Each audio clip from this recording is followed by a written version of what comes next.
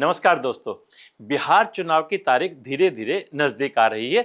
फिर भी तेजस्वी यादव को महागठबंधन का सीएम फेस घोषित करने में कौन बाधा बन रहा है? छोटे सहयोगी दल तो साथ हैं, लेकिन कांग्रेस के तेवर अलग क्यों हैं? आइए इसे समझने की कोशिश करते हैं। महागठबंधन की बैठक में सीएम फेस के तौर पर तेजस्वी के नाम का ऐलान औपचारिकता माना जा रहा था, लेकिन ऐसा नहीं हुआ क्योंकि कांग्रेस का स्टैंड अलग दिखा। पटना में महागठबंधन के घटक दलों की बैठक से पहले राष्ट्रीय जनता दल ने 2-2 कह दिया था कि तेजस्वी यादव ही सीएम फेस हैं। विकासशील इंसान पार्टी के संस्थापक मुकेश सहनी पहले ही तेजस्वी को छोटा भाई बताकर सीएम बनाने की बात कह चुके थे। दिल्ली में कांग्रेस अध्यक्ष मल्लिकार्जुन खड़गे और लोकसभा में विपक्ष के नेता राहुल गांधी से तेजस्वी की मुलाकात भी हो चुकी थी। छोटे दलों का साथ भी था। ऐसे में माना जा रहा था कि पटना की बैठक के बाद तेजस्वी की सीएम उम्मीदवारी का ऐलान हो जाएगा, लेकिन ऐसा हुआ नहीं। क्या तेजस्वी चेहरा होंगे? कोई समन्वय चेहरा को लेकर कोई बातचीत चेहरे को लेकर बात? अरे आप पता नहीं आप लोग क्यों चिंतित रहते हैं चेहरे की। ये हम लोगों की चीजें हैं। ये हम लोग जो है बातचीत करके सारी चीजें जो है सामने आ जाएंगी। महागठबंधन के घटक दलों के नेताओं की बैठक के बाद प्रेस कॉन्फ्रेंस में चुनाव के लिए गठबंधन की कोऑर्डिनेशन कमेटी बनाने का ऐलान हुआ। इसमें हर दल से 2 सदस्य होंगे। यह भी कहा गया कि 13 सदस्यों वाली कमेटी बिहार चुनाव को लेकर सभी फैसले लेगी। महागठबंधन के इस नए पावर सेंटर की कमान तेजस्वी यादव को ही सौंपने का ऐलान भी हो गया, लेकिन सीएम फेस का सवाल यहां भी सॉल्व नहीं हुआ।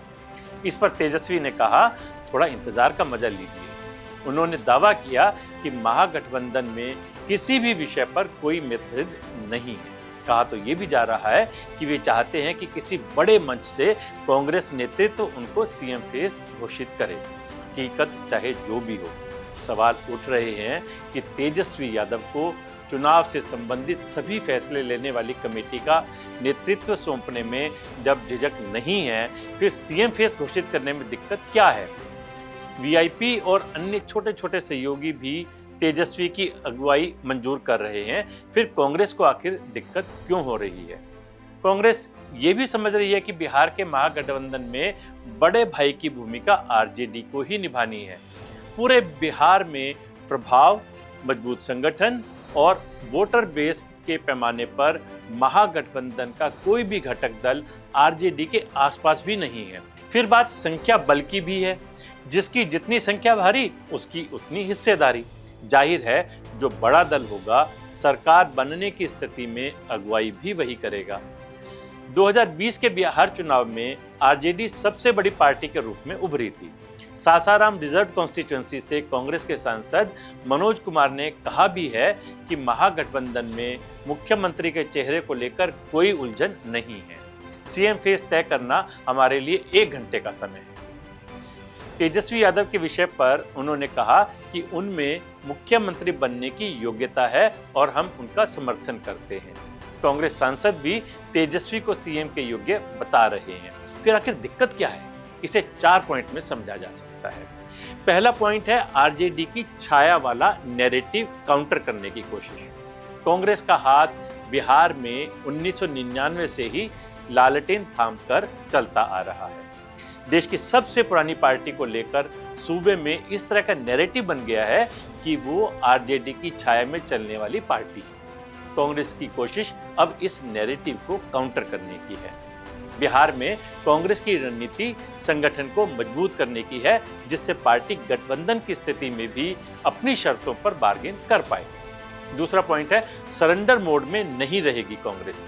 लोकसभा चुनाव के समय सीट शेयरिंग की टेबल पर लालू यादव ने कांग्रेस को एक सीट के लिए पानी पिला दिया था। कांग्रेस की तमाम कोशिशों के बावजूद पूर्णिया जैसी सीट छोड़ने की बजाय जेडीयू से बीमा भारती को लाकर उम्मीदवार घोषित कर दिया। कांग्रेस कन्हैया कुमार के लिए बेगूसराय सीट चाह रही थी, लेकिन वो सीट भी नहीं मिली और पार्टी को उन्हें मजबूरन दिल्ली से उतारना पड़ा, जहां वो हार गए, जिसका अंदाजा पहले से सभी को था। विधानसभा चुनाव से पहले कांग्रेस लोकसभा चुनाव के समय बनी सरेंडर मोड वाली पार्टी की इमेज बदलना चाहती है। खुद लालू यादव की ओर से बार बार तेजस्वी की सरकार बनाने के दावे के बावजूद कांग्रेस ने उनकी सीएम उम्मीदवारी पर पेंच फंसा दिया है। तो इसके पीछे ये संदेश देने की कोशिश भी है कि हम सरेंडर मोड में नहीं हैं। तीसरा पॉइंट है नए नेतृत्व के उभार पर ध्यान देना। कांग्रेस की कोशिश अब बिहार की सियासत में लालू यादव की छाया से बाहर निकलने की है। पार्टी ये संदेश देना चाहती है कि आरजेडी से गठबंधन है, लेकिन इसका मतलब ये नहीं है कि उसके फैसले लालू यादव करेंगे। लालू परिवार की नापसंद कन्हैया कुमार की पदयात्रा में खुद राहुल गांधी का शामिल होना हो या फिर कांग्रेस के अधिवेशन में पप्पू यादव को बुलाया जाना और अखिलेश प्रताप सिंह को प्रदेश अध्यक्ष पद से हटाया जाना, इन सबको भी इसी रणनीति से जोड़कर देखा जा रहा है। कांग्रेस का ध्यान अब सूबे में नई लीडरशिप तैयार करने पर है। चौथा और सबसे इंपॉर्टेंट पॉइंट है वोट बेस बढ़ाने की रणनीति। तेजस्वी यादव को सीएम कैंडिडेट घोषित करने से परहेज को चुनाव में वोट बेस बढ़ाने की रणनीति से भी जोड़ा जा रहा है।